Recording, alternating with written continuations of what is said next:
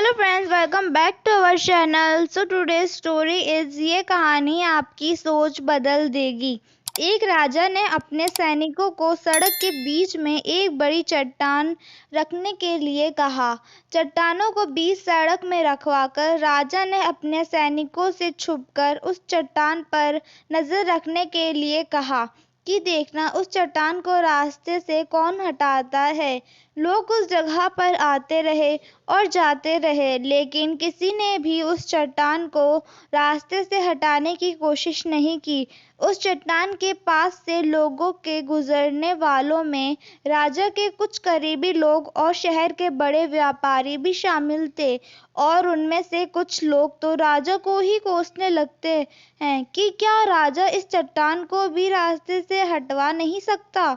लेकिन किसी ने भी उस चट्टान को रास्ते से हटाने का प्रयास नहीं किया।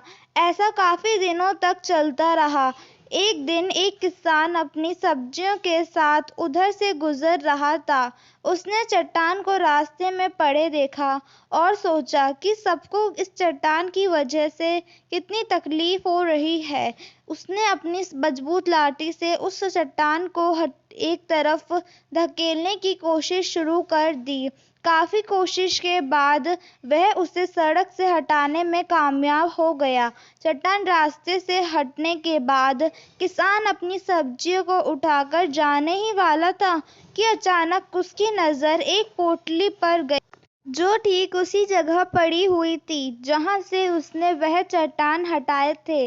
उसने उस पोटली को खोलकर देखा तो उसमें सोने के कई सिक्के थे, और उन सिक्कों के साथ राजा का एक संदेश भी था, जिसमें लिखा था कि ये सोने के सिक्के उनके लिए हैं जो इस चट्टान को रास्ते से हटाएगा।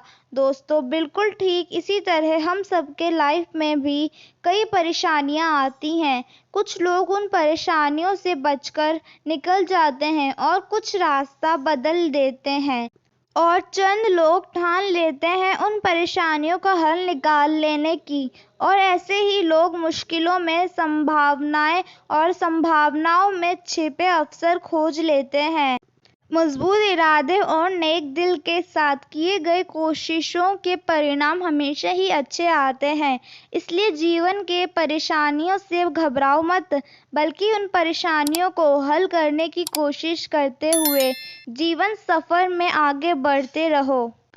Thank you for watching. Like and subscribe our channel.